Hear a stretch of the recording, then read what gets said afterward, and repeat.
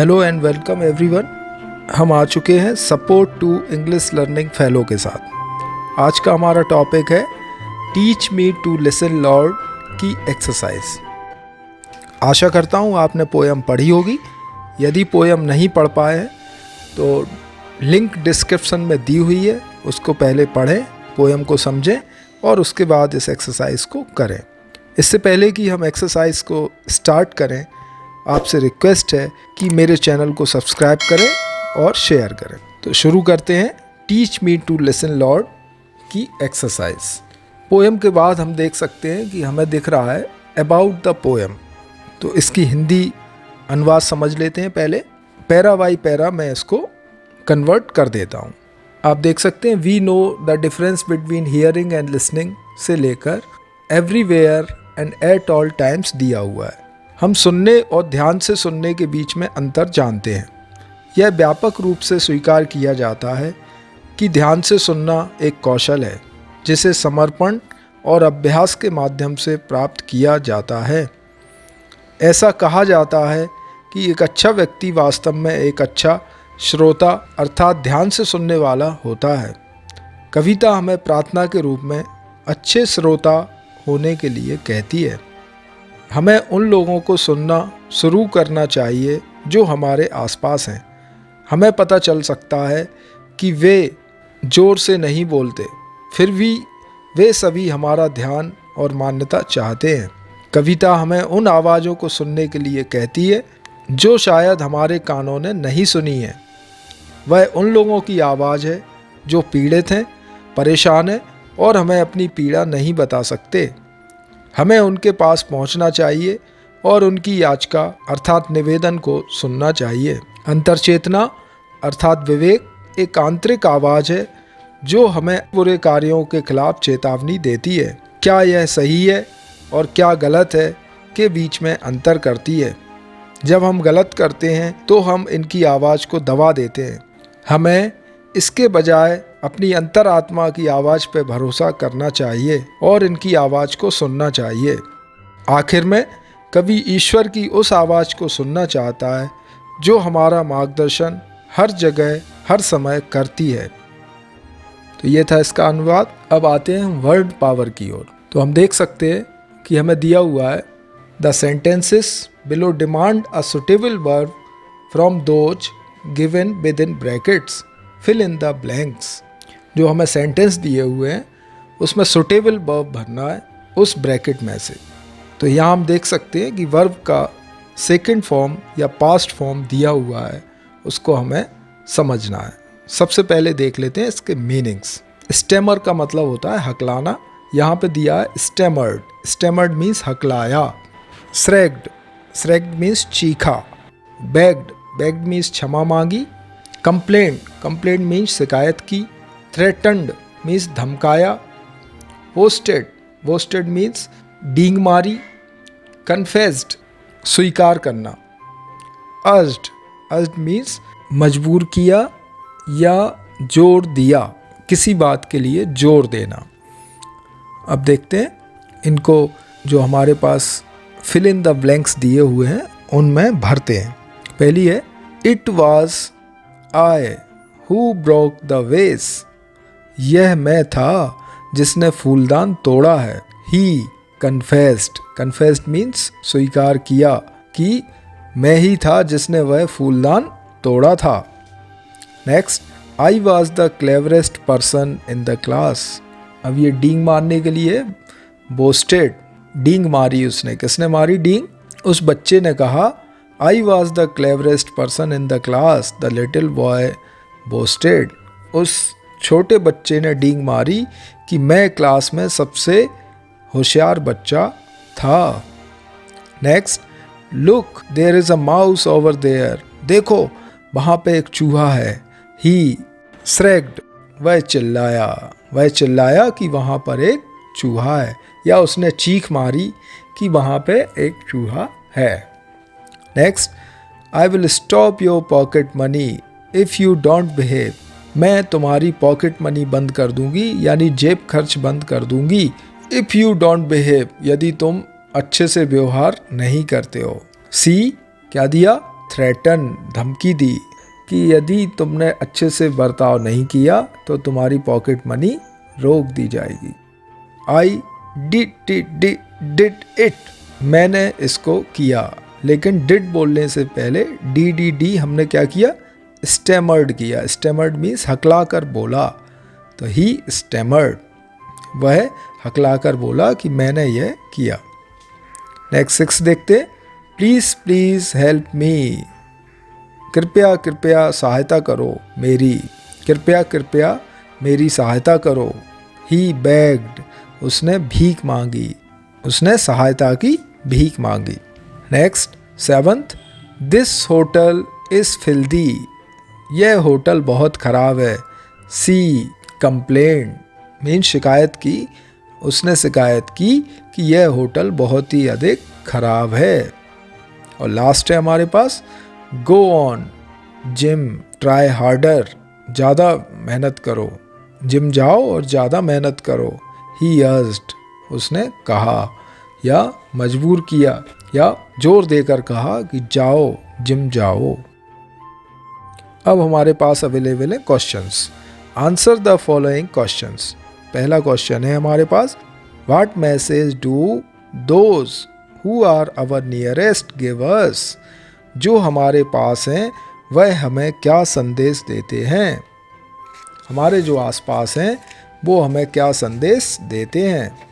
Answer है those who are nearest, question में से बनाया है, देखिए दोज से लेना, those who are our nearest give the message that they should be listened and accepted as they are, जो हमारे पास हैं, जो हमारे निकट हैं, वो संदेश देते हैं कि उनको सुनना चाहिए और जैसे वे हैं उन्हें स्वीकार किया जाना चाहिए।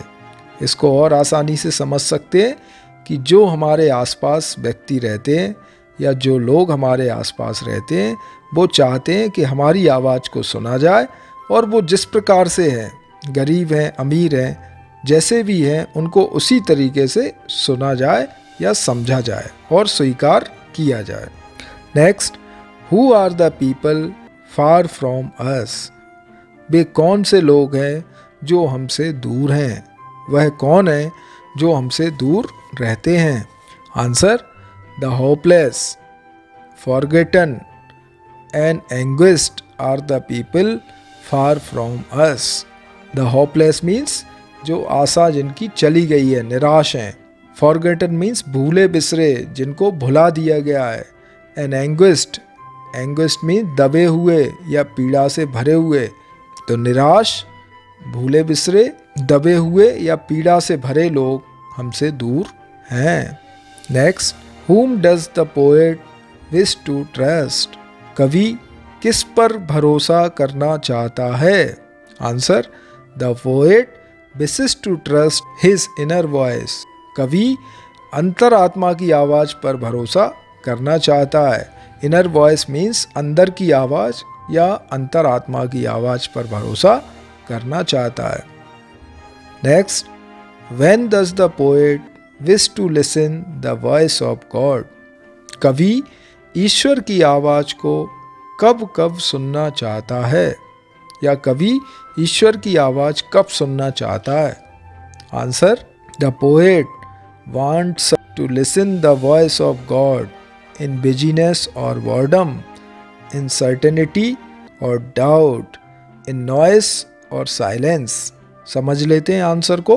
The poet want to listen the voice of God, ये हमने क्वेश्चन से लिया है कि कवि ईश्वर की आवाज़ सुनना चाहता है कब कब, बिजीनेस और बोर्डम।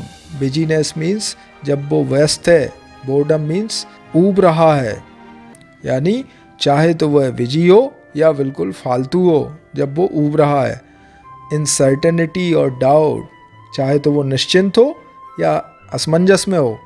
इन नॉइस और साइलेंस, चाहे वो भीड़ में हो, नॉइस मीन्स यहाँ पे भीड़ में हो या शांति में हो, चाहे वो अकेले हो या भीड़ में हो, तब वह ईश्वर की आवाज़ सुनना चाहता है। नेक्स्ट क्वेश्चन है हमारे पास, in what order does the poet wish to listen the voices do you find any significance in that? कवि किस क्रम में आवाज़ों को सुनना चाहता है और आपने इसमें क्या अहमियत समझी है या क्या अहमियत पाई है? Answer, the poet wishes to listen the voices in the following order. कवि इस क्रम में आवाज़ों को सुनना चाहता है।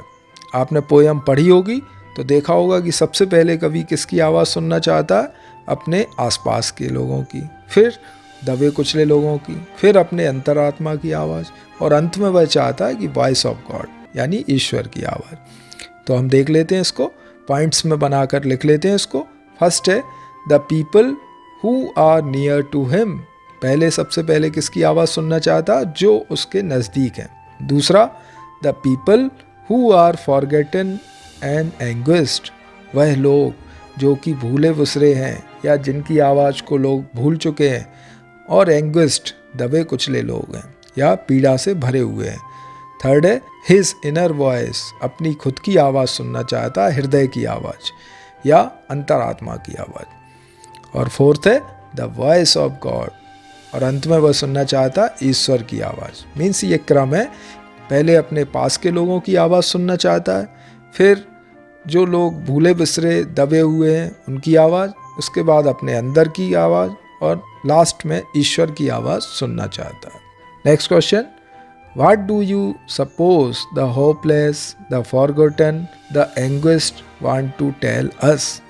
व्हाट डू यू सपोज, आप क्या मानते हैं कि होपलेस मीन्स जो निराश हैं, फॉरगॉटन जो भूले बिसरे लोग हैं, एंग्विस्ड जो दबे हुए हैं या पीड़ा से भरे हुए लोग हमसे क्या कहना चाहते हैं? इसको और आसानी से हम समझ सकते हैं कि जो हमारे आसपास लोग रहते हैं वो हमसे क्या कहना चाहते हैं। आंसर देखते हैं। We suppose that the hopeless, the forgotten, the anguished want to tell us about their griefs and sorrows. हम मानते हैं कि जो भूले बिसरे लोग हैं, जो दबे कुचले लोग हैं, वो अपने दुख दर्द को बताना चाहते हैं। They also hope and expect us to reach them and listen their voices. वो यह भी आशा रखते हैं कि हम उनके पास पहुँचें और उनकी आवाज़ों को सुनें, महसूस करें। बहुत कम शब्दों में हम कह सकते हैं कि जो निराश और गरीब लोग हैं वो चाहते हैं कि हमारी आवाज़ को भी कोई सुने और उनके दुख दर्द को कोई बांटे। Next question, how could listening to one's inner voice be helpful? किसी की अंतरात्मा की आवाज़ को सुनना कैसे मददगार हो सकता है, या किसी के अंदर की आवाज़ को सुनना कैसे मददगार हो सकता है? आंसर देखते हैं। Listening to one's inner voice is helpful to make less afraid it and provides proper guidance. किसी की अंतरात्मा की आवाज़ सुनना हमें निडर बनाती है और एक सही रास्ता, सही मार्गदर्शन करती है। नेक्स्ट और last question, what is the overall mood of the poem? Poem का पूरा मूड क्या है, या पोयम किस मूड को दिखाती है? तो हम जानते हैं कि पोयम जो है हमें एक सीख देना चाह रही है कि हम लोगों को हमारे आसपास, हमारे दूर रहने वाले, हमारे अंतरात्मा की आवाज़ और भगवान की आवाज़ को हमेशा सुनना चाहिए। तो हम इसको 2 लाइन में लिखने की कोशिश करते हैं। The mood of the poem is inspirative. यह पोयम का जो मूड है वह इंस्पिरेटिव है। इंस्पिरेटिव मीन्स प्रेरणादायक है। It motivates us to be a good listener. यह हमें मोटिवेट करती है कि हम एक अच्छा श्रोता बने, अच्छा सुनने वाला बने या समझने वाला बने। हम एक अच्छे सुनने वाले बन जाएं ताकि हम किसी की भी बात को सुन सकें, महसूस कर सकें। दोस्तों, यह था मेरा प्रयास। मैं भी आशा करता हूँ कि मेरे प्रयास को आप लाइक करेंगे और मेरे चैनल को सब्सक्राइब करेंगे। Thank you very much.